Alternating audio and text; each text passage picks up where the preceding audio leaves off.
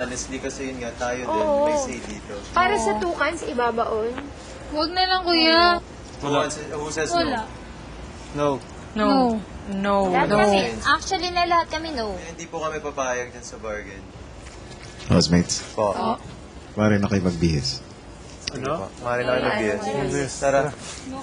No one feels bad, okay? kasama si Kuya Nel. Ilang saglit pa kinausap ni Nel si Kuya. Gusto po iharapin po yung fear ko po. Gusto pong free will po, baon po. Gusto pong harapin po ngayon, Kuya. Ang mabaon ka sa lupa, Nel? Pagbibigyan ko si Nel.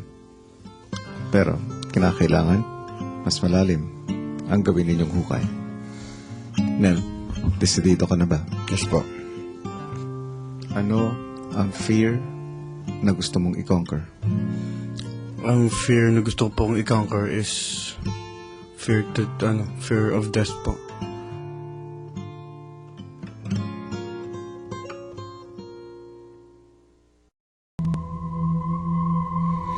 Yes po. Gusto ko na pong malis po yung ganitong nararamdaman ko po.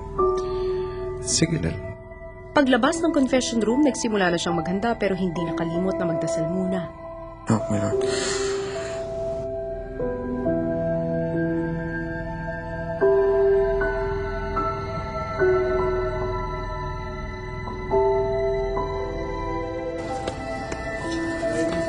Ay, pasok mo ulit yung ulo mo. Okay. Sa side.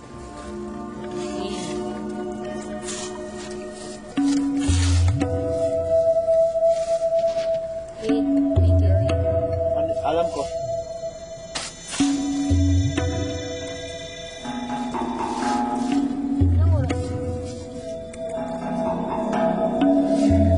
Kuya, kaya mo yan. Kaya mo yan, Nel. Hindi makagalaw na parang ang dilim-dilim na gusto mo. Mulat yung mata mo. Gusto mo makakita na gusto mo mabuhay.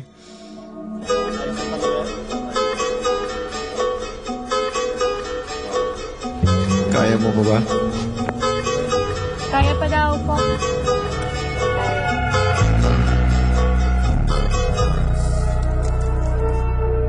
Mari niya lang pabangunin si Nel. Hindi pa yan kaya, te. Kaya niya yan. Wala namang ano eh. Wala. Test mo lang. Bigay mo ang kamay mo. 1, 2, 3.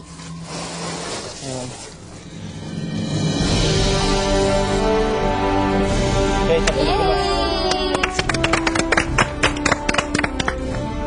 Por favor! Yay!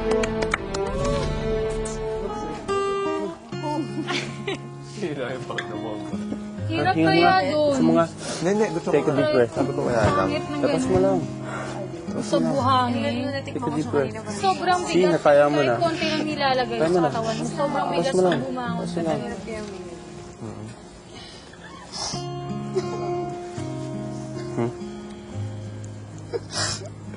Take a deep breath.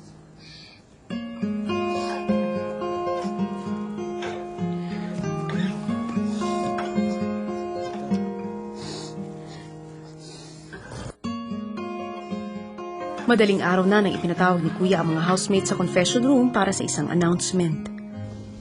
Wala akong intensyon na ibaon si Nel kanina. Inaalam ko lang kung paano ang pagmamalasakit ninyo sa isa't isa. Natuwa ako dahil narinig ko si Nel. Kahit natatakot siya, ay gusto pa rin niyang ituloy ang task na yun. Natuwa rin ako kanina dahil kayo, housemates, ay nagpakita ng malasakit kay Nel at inyong tinanggihan ang aking bargain. Habang naririnig ko ang inyong diskusyon, nagpasya na ako na ibigay sa inyo ang kalahati sa 20 gold coins. Salamat po. Sa task ni Kuya ay napatunayan ang damayan at pagmamalasakit ng mga housemates sa isa't isa. At higit pa ito sa 10 gold coins na kanilang natanggap. Samantala, it's a very special Saturday po talaga bukas dahil back-to-back live events po ang inyong masasaksihan. Nariyan ang birthday party ni Robert sa loob ng bahay and of course, ang pagsalubong sa Slovenian housemate na naging kaswap nitong si Bruce. At narito po, straight from Slovenia ang paglabas ng housemate na pupunta dito ng Pilipinas. Tina, imaš 2 minuti, da se posloviš od stanovalcev. Pones pa užive, lepo se mi dobro potico naredi. Doj, dedi. Jaz te bom tudi pogrešala. Dokaj bom brez tebe. Ajde, uživajte, vas sem rada. Grešate bomo, resno. Brale, Tina, počakaj. Čau, uživajte.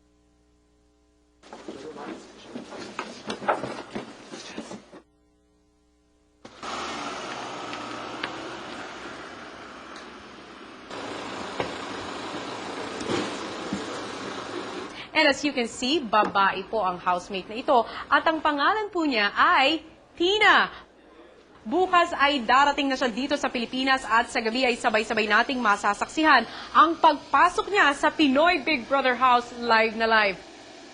Kung nakaalis na nga si Tina, tuloy na tuloy naman ang paglalakbay nitong si Bruce. Mula Pilipinas ay nag-stop over siya sa Dubai. Habang naghihintay nga ng kanyang connecting flight, ay ibinahagi niya ang mga saloobin sa hamong kanyang haharapin. Sobrang laki ng honor na nakasakbit sa akin balikat na ipapakita ko kung ano talaga ang magagawa ng isang Pinoy. Mula Dubai ay lumipad si Bruce papuntang Vienna at naglakbay siya via land at kanina nga ay nakatungtong na si Bruce ng Slovenia at eto naman ang kanyang mga unang kataga sa kanyang pagdating. In-expect ko talaga yung ugali mas aggressive, mas wild, so big adjustment for me pero kaya to. So sana pag habang nandito ako mapaligaya ko sila. Nagkantay lang ako ng hudyat. Nantay ko na ng hudyat ni Kuya sa bahay dito sa Slovenia na para bago pumasok sa bahay niya.